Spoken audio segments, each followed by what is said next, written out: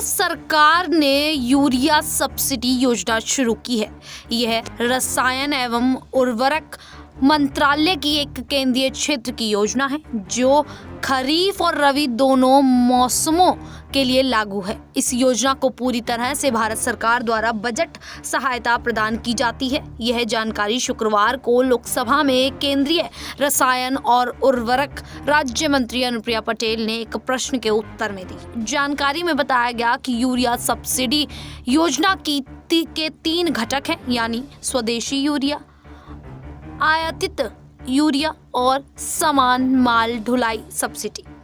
स्वदेशी urea subsidy urea इकाइयों को स्वदेशी यूरिया उत्पादन के लिए दी जाती है। आयातित यूरिया सब्सिडी देश में यूरिया की अनुमानित मांग और स्वदेशी उत्पादन के बीच के अंतर को पाटने के लिए किए गए आयात की ओर निर्देशित है।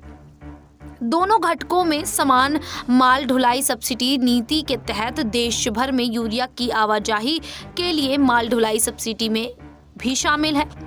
यूरिया सब्सिडी योजना के तहत वर्तमान में यूरिया किसानों को वैधानिक रूप से अधिसूचित अधिकतम खुदरा मूल्य पर उपलब्ध कराया जाता है। यूरिया के 45 किलोग्राम बैग का अधिकतम खुदरा मूल्य 242 रुपये प्रति बैग है और यूरिया की खेत पर वितरित लागत और यूरिया इकाइयों द्वारा शुद्ध बाजार प्राप्ति के बीच का अंतर भारत सरकार द्वारा यूरिया निर्माता आयातकर्ता को सब्सिडी के रूप में दिया जाता है।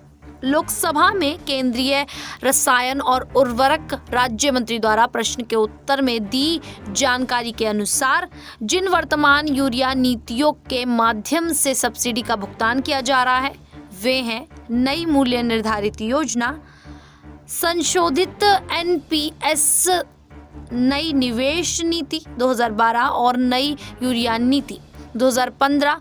देश के सभी किसानों को रियायती दरों पर यूरिया की आपूर्ति की जा रही है और इस प्रकार वे इस योजना के लाभार्थी हैं।